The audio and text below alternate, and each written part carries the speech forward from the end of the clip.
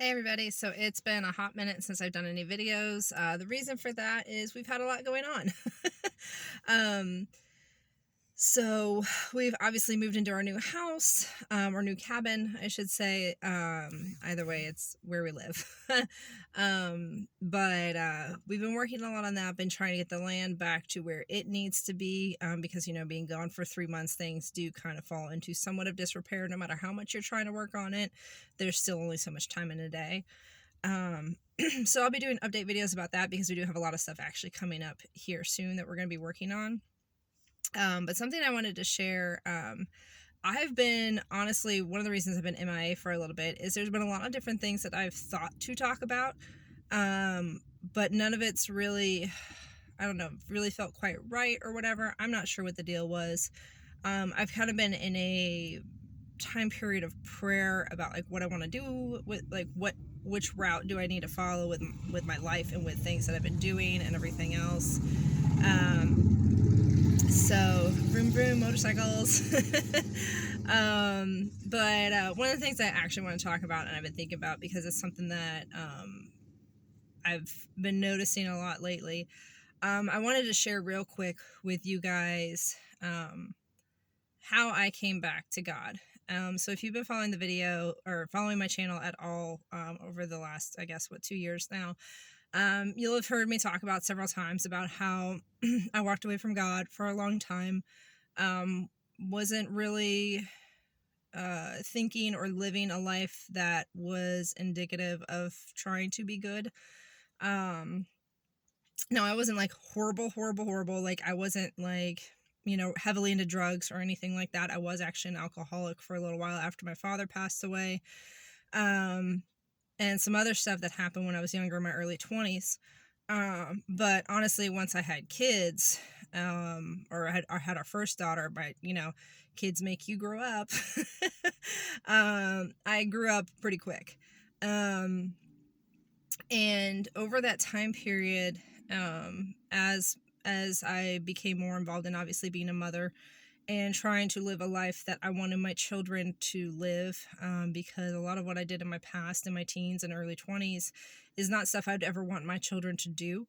I wanted to be a good example for them. So one of the things that I obviously severely lacked was any kind of relationship with God. And so I started working on that more, but never really took it all too seriously until, oh gosh, my oldest daughter was probably about 3 years old or so. She started asking a lot of questions, and it's one of those things that I've always said that my oldest daughter is very in tune with God, because there's stuff that she said at a very, very young age, or questions she's asked at very, very young ages, that I myself, as late 20s at the time, had never even thought to ask. And I obviously didn't have an answer for it either. And so it honestly, my walk really, really started in earnest, with my daughter saying that she asking questions that I didn't have answers to. So I had to look them up. Asking questions about God, asking questions about heaven, especially after my nephew died when she was 2.5, 3-ish. Basically, after my nephew died, she was 2.5 when my nephew died. So around the age of 3 years old, she started asking a lot of questions in regards to my nephew dying and that kind of process, that after process and everything else. And like I said, I didn't have answers for it. And by that point, though, when my nephew had died, I had actually already created a relationship with God and had a very strong relationship with him at the time. But I had a relationship, but I wasn't seeking out his word yet, really. I would pray a lot. I would listen to Christian radio and listen to the Christian songs and everything else, but I had never really delved into the Bible. I never really read much in the Bible. What I knew was like the children's stories you see when you're a kid, like the baby book, Noah's Ark kind of deal.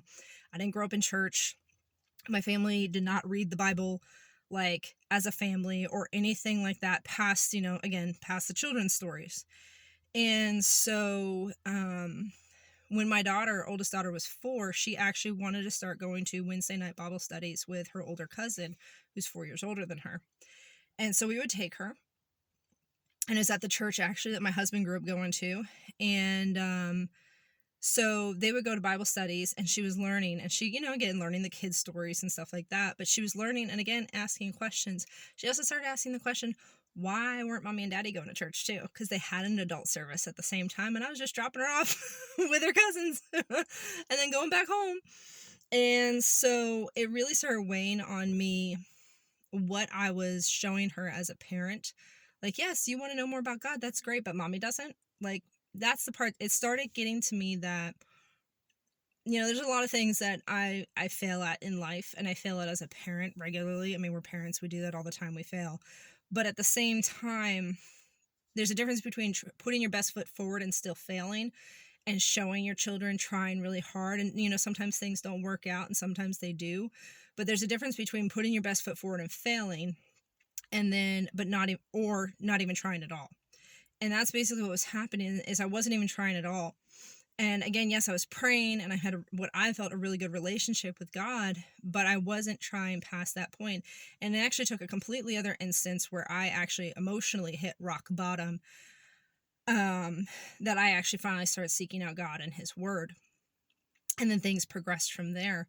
But what I really wanted to share with this is not necessarily my long story of getting back to God and relationship building and everything else. It's the fact that God uses children. And so something my husband and I have been very much so about since we actually started coming back to God and building that relationship and reading the word and going to, Bible studies and stuff like that, going to church and whatnot, was that we teach our children to be respectful of others and their beliefs, because they're not always at the same place we were.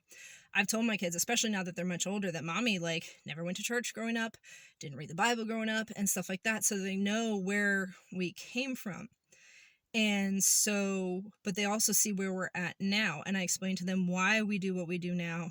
So for example, we don't really do, we don't, we used to do Christmas, Easter, Halloween, all that stuff.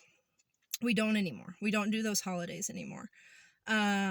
We still obviously celebrate the resurrection of Jesus and stuff like that, but not through Easter. We do Passover.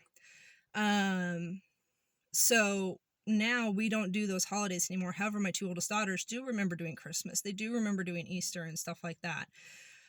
But they know we don't do it anymore, and they know why we don't do it anymore. So the thing is, though, is we still know people who their children still celebrate Christmas and still celebrate Halloween and still do Easter and everything else. And we've taught our children that just because we don't do those things doesn't make other people bad for doing those things. And our children know biblically why we don't do those things. And again, that's a whole other, it's a whole another 3-hour video. But our children know that, and they know that situation. So what we have taught our kids is to be respectful of other children, be respectful of the fact that there are other children that actually do still celebrate Christmas and stuff like that they interact with, and being kind to them about that, and not being like, there's no Santa Claus, and stuff like that. So something I'm seeing in my children now, though, is a desire to share God with others and share our belief with them, and share just what they know, and not even necessarily biblical holidays or anything like that, but sharing what they know about, the devil's not this horrible, ugly, vicious looking person. He's actually the most beautiful angel that God ever created. And so sharing that kind of thing with other people, and just sharing music. The other day, we were over at our cousin's place actually, and my middle daughter had on her MP3 player with Christian music on it, and she was having her cousin listen to it. And so stuff like that, so stuff that's so innocent. She was just so excited. She got her new MP3 player for her birthday, and she just got the songs downloaded onto it. And so she was sharing it with her cousin. And so stuff like that, that's innocent, but it's still sharing the word in just different ways. And so something I want people to be mindful of is, if your children are asking questions, or if it doesn't mean you have to go on some crazy journey, but if your children are asking questions, or wanting to know things, be open to that. Quite frankly, and I tell my oldest daughter, the reason I started getting back with God is because of her, because God used her to start bringing me back to him. God uses kids, guys. God is non-discriminate of age or anything like that, and he knows what we need, and he knows what's going to pull at our heartstrings. He knew that my oldest daughter was going to pull my heartstrings and everything else. But again, of course, there's other things that had to happen in order for me to fully get to where I am even now. And then obviously I still have to grow more. Like, I'll be growing for the rest of my life. But I just wanted to share that with you guys. It's beautiful. We need to let our children share the word. We also need to teach them, though, still to be respectful of others, because everybody has their own walk. Everybody has their own way they're going to come to God or create a relationship with God. And even the Bible says we're not to become a stumbling block between a brother and God. Or a sister and God, you know what I mean. But just share the word, share it nicely, show people the love of God, but also do so much so stick to that word, stick to what it says. Don't sugarcoat it, don't change it. It talks about that in the Bible too, not changing his word. But at the same time, we got to plant those seeds, because it is up to God to grow the plant and to water it and nurture it and love it. And we may only be a tiny, tiny part of someone's walk. But Yah uses anybody and everybody to be a part of somebody's walk. So we just got to plant those seeds and be mindful of that. But let Yah use your children. They're a beautiful, beautiful blessing from him. May as well let that blessing grow. All right, y'all. Hope you have a great day.